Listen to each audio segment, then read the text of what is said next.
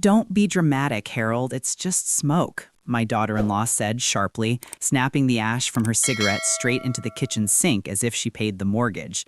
The gray flakes scattered against the porcelain like she was marking territory. I'm a heart patient, I answered evenly, keeping my tone low and controlled. You know that better than anyone. Please, just step outside if you want to smoke. She let out a slow, irritated breath through her nose, eyes narrowing. Maybe you shouldn't be so sensitive, she shot back. We all have to live here, you know. I turned toward my son, searching his face for some trace of the boy I had raised alone after his mother died. I hoped for recognition, for decency, for memory. Instead, he crushed his beer can down on the table so hard it buckled in his hand. "Shut up, Dad," he muttered, his words slurred with frustration. "Honestly, you smell worse than cigarettes." The insult stung, but not as much as what followed. He stepped closer, jaw tight, and before I could process the shift in his eyes, his hand struck my shoulder. It wasn't hard enough to send me to the floor, but it was deliberate, calculated, a warning. I caught myself against the edge of the table, stunned into silence. His wife stood there watching, a thin smile stretching across her face like she'd just won something valuable. "Maybe it's time you moved into that retirement home you keep talking about," she added, lighting another cigarette without breaking eye contact.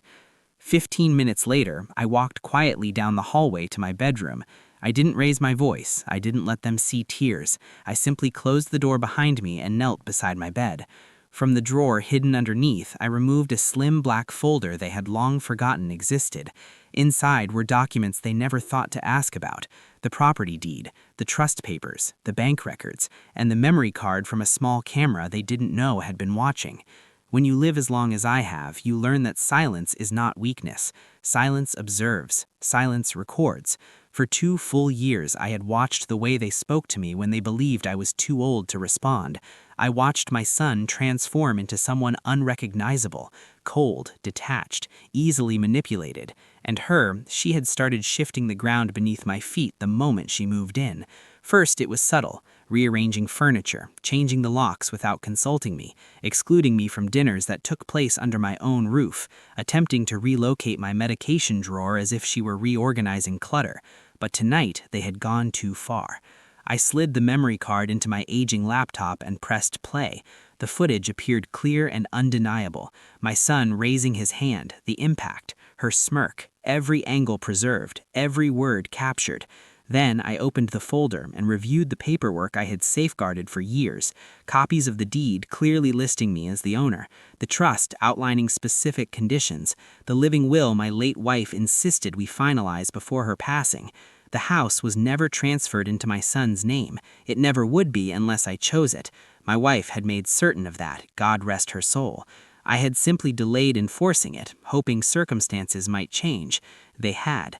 The following morning, I sat across from my attorney and laid the documents on his desk one by one. "Execute the transfer clause," I told him calmly. He removed his glasses and looked at me carefully. "Are you certain, Harold?" he asked. "They've made their position clear," I replied. "Now I'll make mine." He nodded, understanding more than I needed to explain. That night, I slept more peacefully than I had in years, because while they believed they had cornered an old man, they had never checked whose name was etched into the foundation beneath their feet. 2 days later, the eviction notice was taped firmly to the front door, certified, legal, impossible to dispute. My son was the first to see it. He stood in the living room in his sweatpants, paper trembling in his hands. "What is this supposed to mean?" he demanded, voice cracking under pressure. "You're evicting us?" I remained seated at the kitchen table, calmly stirring honey into my tea. "It's not eviction," I said gently. "It's reclamation." His wife stormed in moments later, phone already in her hand as if she could dial away reality. "This is illegal," she snapped. "You gave us this house when we got married." "No," I answered without raising my voice. "I allowed you to move into my home. I never signed over ownership, not one brick."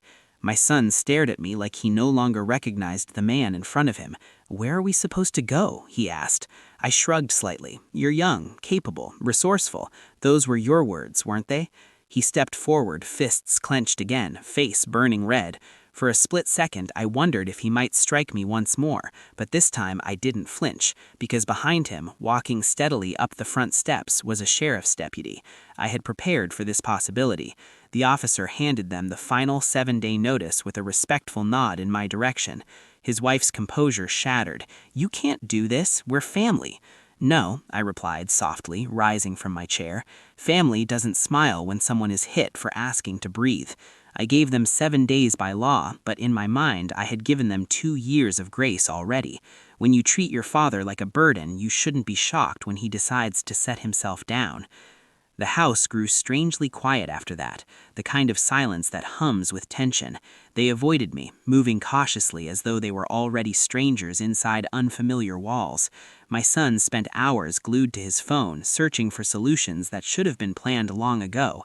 His wife paced the hallway, whispering urgently into hers, anger simmering just beneath her surface. On the 4th day, she confronted me in the sunroom, where sunlight spilled across the floorboards. "This is abuse," she declared. "You're forcing your own family out right before the holidays." I lowered my newspaper and regarded her calmly. "Interesting," I said. "When I asked not to inhale smoke in my own kitchen, no one called that abuse." She sputtered about rights and fairness. "You had shelter without rent, heat, food, security, and you treated it like entitlement." Her eyes sharpened. "You're doing this out of revenge." "No," I answered slowly, folding the newspaper with deliberate care. "I'm doing this for peace." That was when my son entered holding several printed documents. "You can't evict us," he insisted. "This house is tied to Mom's estate." I looked into his eyes and allowed myself a small, knowing smile. "I didn't need to clear anything," I said quietly. Then I handed him a legal amendment signed years ago by both his mother and me. The survivorship clause was clear. Upon her passing, I became sole owner without dispute.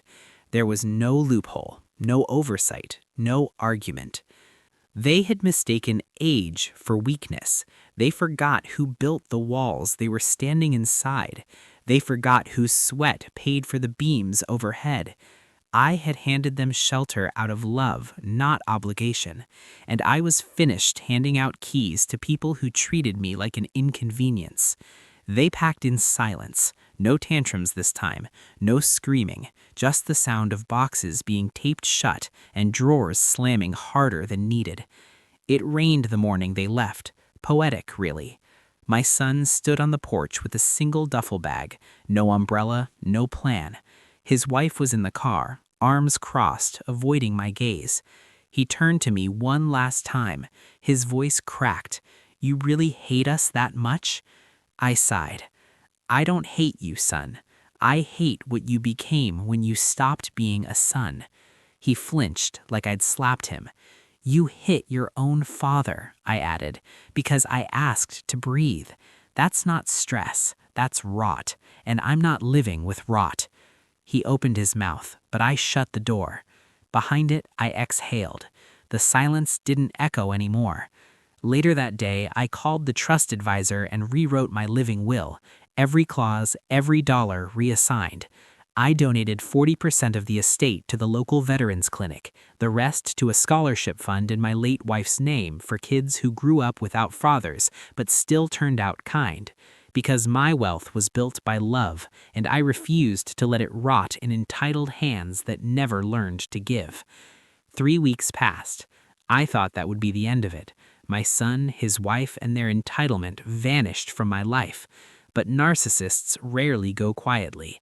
One morning, I got a letter from a local law office. They were suing me, claiming I'd promised them the house as part of a verbal inheritance agreement. My first reaction, laughter. Genuine, deep from the gut laughter I hadn't felt in years. Then I picked up the phone and called my attorney. "I was wondering when they'd get desperate," he said. I forwarded him everything. The eviction notice, the trust deed, the audio recordings I'd captured on my home smart system, including one particularly nasty dinner where they joked about waiting for the old man to croak so they could flip the house. The lawsuit died before it made it to a hearing, but the smear campaign started next. My son posted online claiming I was senile, abusive, dangerous, that I'd stolen his inheritance. People who didn't know me, who'd never even visited, left comments calling me a monster. And for a moment, I felt the sting, until I remembered something my wife once told me. The louder the liar, the emptier their pockets. So I opened a private blog and wrote the truth, not for sympathy, but for legacy, because the world should know what happens when the quiet ones fight back. The blog post went live on a Sunday night. I wrote it like a letter to my wife. Calm, honest, detailed. No attacks, just facts. The photos of my bruised face, the forged paperwork attempts, the sheriff's report, even the Christmas gift receipt for the $4,000 laptop they sold behind my back. Within a week, it went viral on local Facebook groups. Strangers started commenting, not to shame me, but to share their own stories of being mistreated by family, of being used, gaslit, and discarded once they were no longer useful. I wasn't alone. And then came the call I never expected. It was from a reporter at the regional paper. She wanted to run a story, not gossip, but a full editorial on elder mistreatment, financial abuse, and the unseen strength of people who choose silence until they don't. I agreed. The headline ran 3 days later. The father they couldn't break. One man's quiet stand against entitled family abuse. By Thursday, donations poured into the Veterans Clinic in my wife's name. The scholarship fund got local press, and my mailbox filled with letters from kids, widows, neighbors, all thanking me for proving that quiet doesn't mean weak. That week, I sat by my wife's headstone. "I'm okay now," I whispered, "and they'll never break me again." It was quiet again, but this time the silence didn't ache. It healed. Spring came early that year. I planted my wife's favorite roses along the walkway, the same ones she used to cut and place in the kitchen window, the same ones my son said were too much work. One afternoon, as I watered them, a car pulled into the driveway. A woman stepped out, mid-20s, nervous but determined. In her hand was a newspaper clipping. "Mr. Hamilton?" she asked. "I read your story. My mom's boyfriend controls everything. Your words, they gave me courage." I invited her in. "Minty, listen." And just like that, the house became what it used to be, a place where people felt safe.